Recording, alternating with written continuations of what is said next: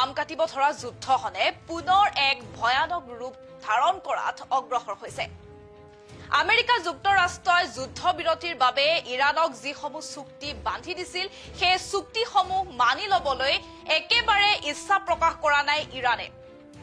যিগৰাকী ডোনাল্ড ট্ৰাম্পে পুৱাৰ ভাগত কৈছিল যে যুদ্ধবিৰতি সঠিক দিশত আগবাঢ়ি আছে আৰু যুদ্ধবিৰতি হোৱাৰ পূৰ্ণ সম্ভাৱনা আছে আৰু সেইগৰাকী ডোনাল্ড ট্ৰাম্পৰে মুখৰ ভাষা সলনি হৈ নিশাৰ ভাগত কৈছে যে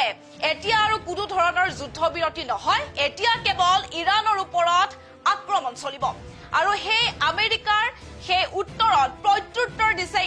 ইৰাণে কৈছে যে আমেৰিকাই যুদ্ধবিৰতি হোৱাৰ যি সপোন দেখি আহিছিল সেই সপোন এতিয়াৰ পৰা পাহৰি যোৱাই ভাল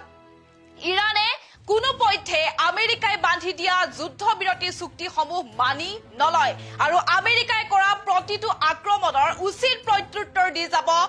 ইৰাণে যেহেতু ডোনাল্ড ট্ৰাম্পৰ এটা স্বভাৱ আছে যি স্বভাৱগত বৈশিষ্ট্য দমন নীতি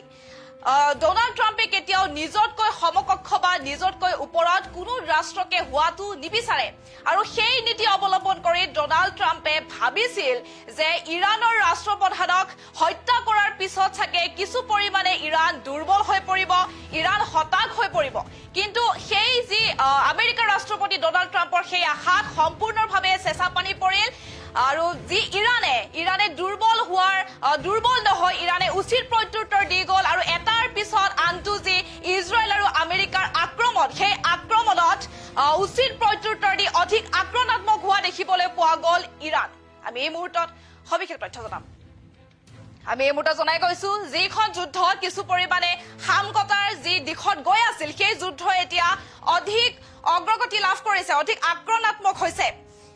যেহেতু আমেৰিকাৰ কূটনীতি বনাম ইৰাণৰ সামৰিক হুংকাৰ এতিয়া অধিক হোৱা দেখিবলৈ পোৱা গৈছে এই দুই শক্তিৰ সংঘাতত এতিয়া কঁপি উঠিছে সমগ্ৰ মধ্যপ্ৰাচ্য ডোনাল্ড ট্ৰাম্পৰ শান্তিৰ নীতিক তীব্ৰ প্ৰত্যাহ্বান জনাইছে এতিয়া ইৰাণে আমেৰিকা আৰু ইজৰাইলে যিসমূহ আক্ৰমণ কৰি গ'ল সেই আক্ৰমণৰ এটাৰ পিছত আনটো প্ৰত্যুত্তৰ দিব এতিয়া ইৰাণে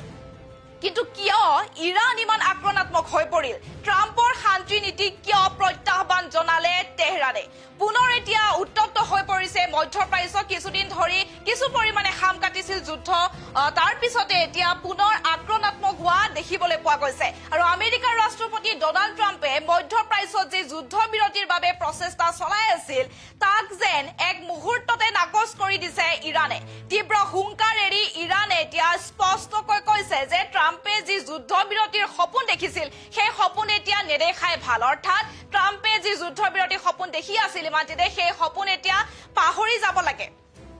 আৰু ডোনাল্ড ট্ৰাম্পে হোৱাইট হাউচলৈ অহাৰ পিছৰে পৰা মধ্যপ্ৰাচ্যৰ যুদ্ধৰ যি পৰিস্থিতি সেই পৰিস্থিতি শান্ত কৰাৰ এক ডাঙৰ দাবী তেওঁ উত্থাপন কৰি আহিছিল আৰু ইজৰাইল আৰু ইয়াৰ বিৰোধী পক্ষসমূহৰ মাজত এক যুদ্ধবিৰতিৰ পৰিৱেশ গঢ়ি তোলাৰ বাবে ৱাশ্বিংটনে কূটনীতিৰ পাখা খেল আৰম্ভ কৰিছিল কিন্তু আমেৰিকাৰ এই সমগ্ৰ পৰিকল্পনাত এতিয়া চেঁচা পানী ঢালি দিলে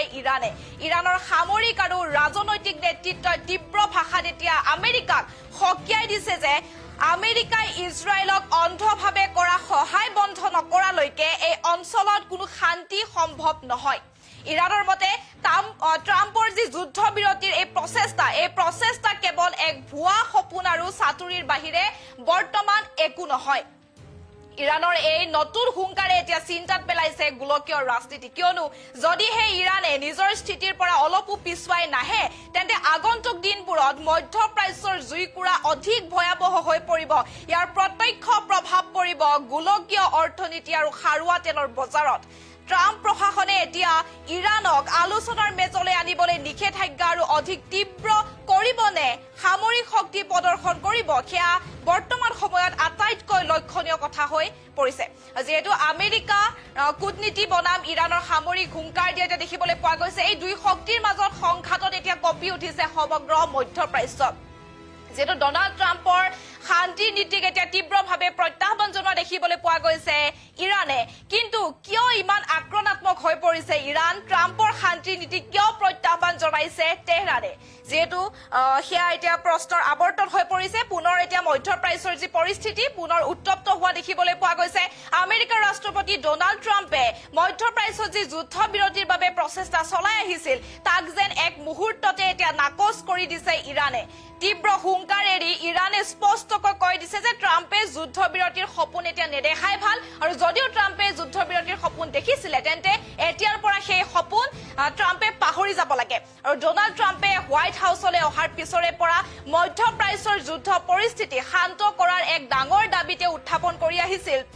ইজৰাইল আৰু ইয়াৰ বিৰোধী পক্ষসমূহৰ মাজত এক যুদ্ধবিৰতিৰ পৰিৱেশ গঢ়ি তোলাৰ বাবে ৱাশ্বিংটনে কূটনীতিৰ পাশা খেল আৰম্ভ কৰিছিল কিন্তু আমেৰিকাৰ এই সমগ্ৰ পৰিকল্পনাত দিয়া চেঁচা পানী ঢালি দিছে ইৰাণে ইৰাণৰ সামৰিক আৰু ৰাজনৈতিক নেতৃত্বই তীব্ৰ ভাষাত সকীয়াই দিছে যে আমেৰিকাই ইজৰাইলক অন্ধভাৱে সহায় কৰা বন্ধ নকৰালৈকে এই অঞ্চলত কোনো শান্তি সম্ভৱ নহয় আৰু ইৰাণৰ মতে ট্ৰাম্পৰ যুদ্ধবিৰতিৰ এই প্ৰচেষ্টা কেৱল এক ভুৱা সপোন আৰু চাতুৰিৰ বাহিৰে একো নহয়